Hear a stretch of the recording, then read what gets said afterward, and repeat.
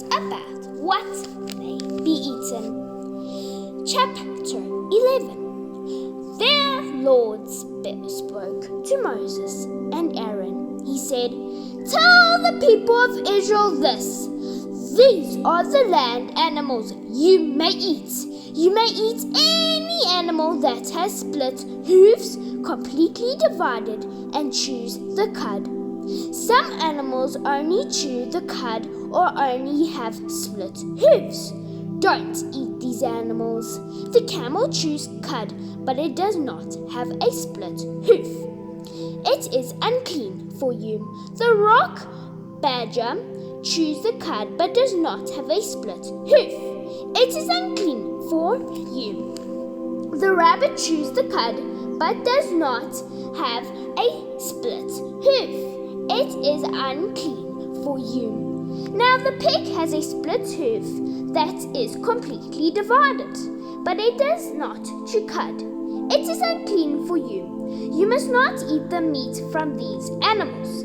Don't even touch their dead bodies. They are unclean for you. Some animals will live in the sea or in a river.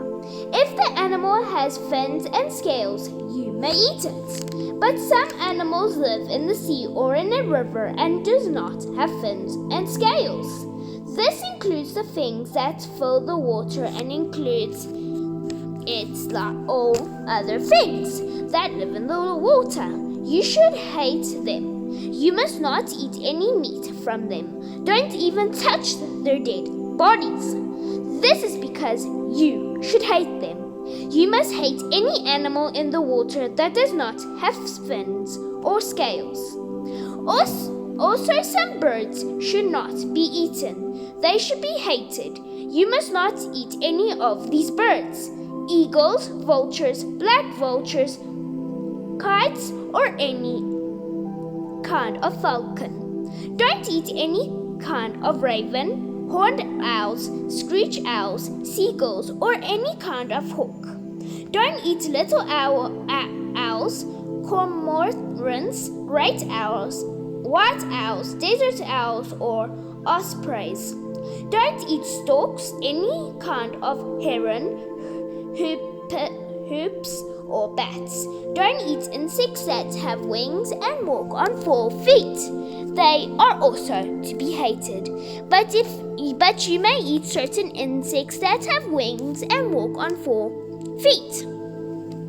You may eat those that have legs with joints above their feet so they can jump. These are the insects you may eat: all kinds of locusts, winged locusts, crickets, and grasshoppers. But all other insects that have wings and walk on 4 feet are hated.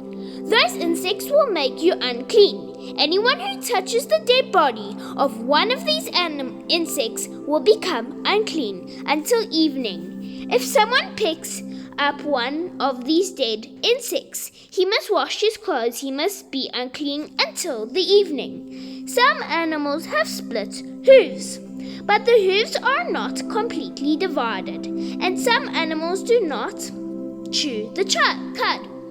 They are unclean for you. Anyone who touches the dead body of one of those animals will become unclean. Other animals do not have hooves at all.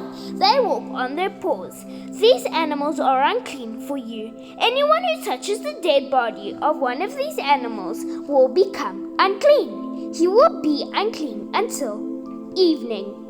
Anyone who picks up their dead bodies must wash his clothes. He will be unclean until evening. These animals are unclean for you.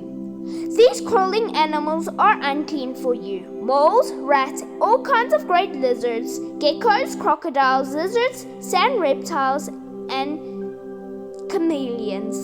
These crawling animals are unclean for you. Anyone who touches their dead bodies will be unclean until the evening. If an unclean animal dies and falls on something, that thing will also become unclean. The animal might fall on a thing made from wood, cloth, leather, or rough cloth. It does not matter what the thing was used for. Whatever the animal falls on must be washed with water. It will be unclean until evening. Then it will become clean again. The dead, unclean animal might fall into a clay bowl. If it does, anything in the bowl will become unclean, and you must break the bowl. If water from the unclean clay bowl gets on any food, that food will become unclean. If any dead, unclean animal falls on something, that thing becomes unclean. The animal may fall on a clay oven or a clay baking pan. If so, it must be broken into pieces. These things will be unclean. They are unclean for you. A spring or well that collects water will stay clean, but anyone who touches the dead body of an unclean animal will become unclean. A dead, unclean animal might fall on a seed to be planted. That seed is still clean, but you might put water on some seeds. If a dead or unclean animal falls on one of those seeds, they are unclean for you. Also, an animal which you use for food may die. If it does, anyone who touches its body will be unclean until the evening. Anyone who eats meat from this animal's dead body must wash his clothes.